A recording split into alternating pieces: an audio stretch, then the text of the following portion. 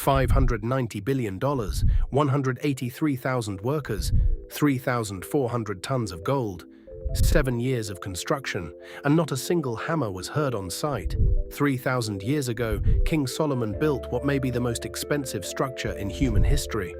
More costly than the International Space Station, more valuable than the world's tallest skyscrapers combined.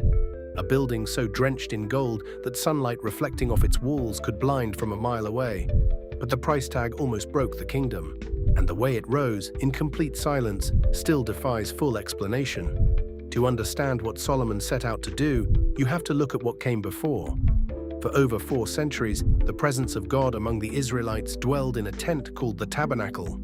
It was portable, perfectly suited for a wandering people. By about 1000 BC, Israel was no longer wandering. King David had united the tribes, conquered Jerusalem, and built an empire. David dreamed of a permanent house for God. But according to 2 Samuel 7, the answer was no, not to the temple, but to David himself.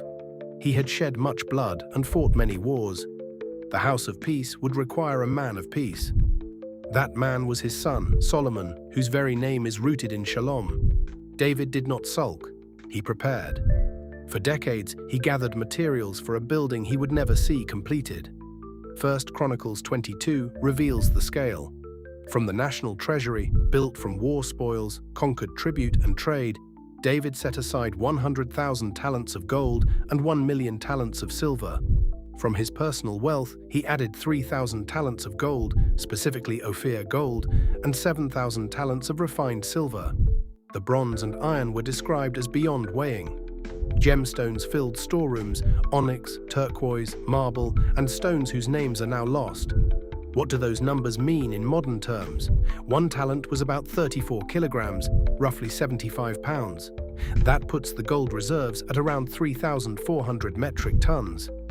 At an assumed price of about $4,500 per ounce, that is roughly $493 billion. The silver was over 34,000 metric tons, worth about 80 billion more. In precious metals alone, the combined value approaches $590 billion.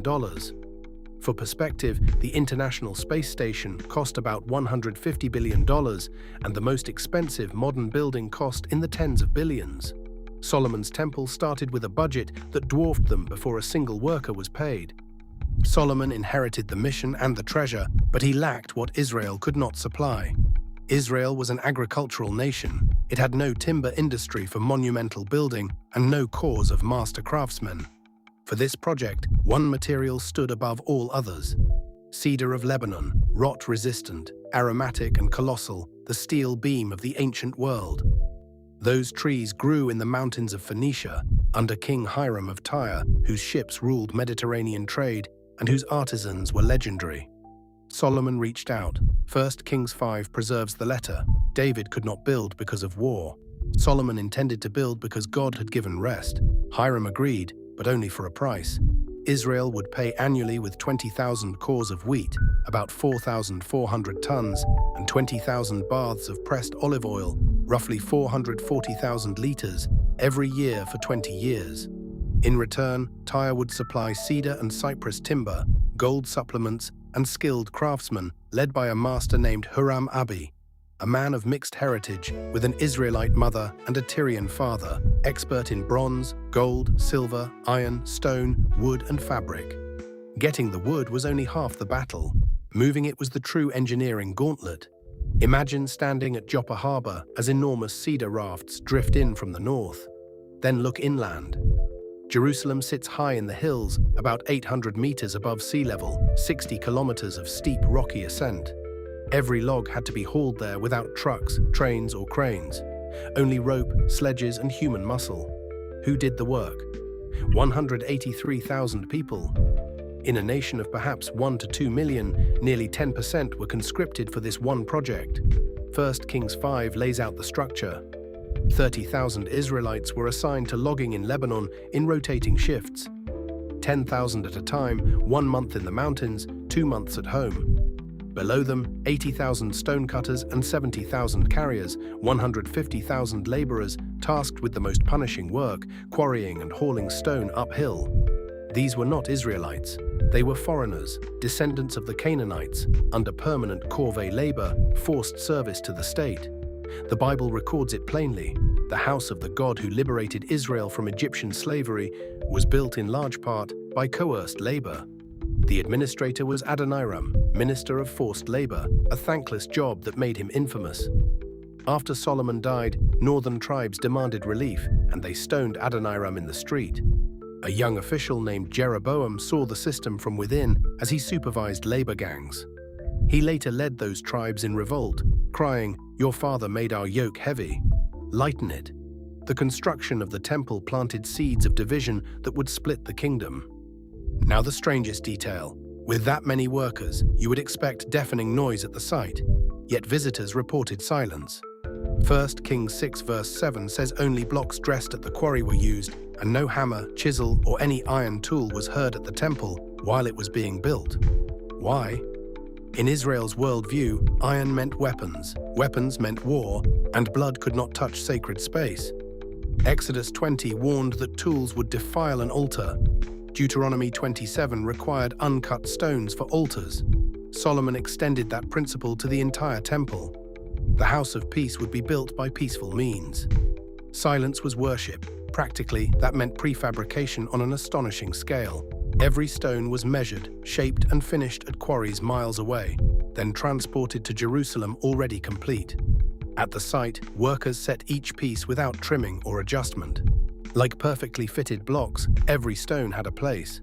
The precision is staggering. Without computers or standardized tools, multiple quarry teams worked from identical plans and reached tolerances that modern architects still admire.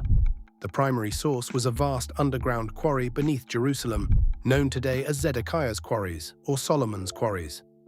It spans about 5 acres and extends roughly 200 meters into the bedrock. The stone is called meleki, royal stone. It cuts soft below ground, but hardens to a marble-like durability when exposed to air, perfect for precise construction. After 7 years, the structure stood, but construction was never the point. Dedication day arrived. The priests carried the Ark of the Covenant from the city of David. They passed through great doors into the holy place, walls and floors covered in gold, cedar beams overlaid with gold, then into the Holy of Holies, a perfect cube of 20 cubits per side, beneath the wings of 2 golden cherubim, 15 feet tall. They set the ark down and withdrew. 2 Chronicles 5 records that the temple filled with a cloud, and the priests could not perform their service because the glory of the Lord filled the temple. Not fog, not incense, the presence of God. Solomon prayed, "Will God really dwell on earth? The heavens, even the highest heaven, cannot contain you. How much less this temple?" Yet, according to the account, God came anyway. There was a cost beyond gold. To pay debts, Solomon handed 20 cities to Hiram, who called them Kabul, worthless. The forced labor created resentment that split the kingdom within a generation. The most expensive building of its age stood for 373 years until Babylon burned it. The question it asks still echoes. What are you building that will outlast you?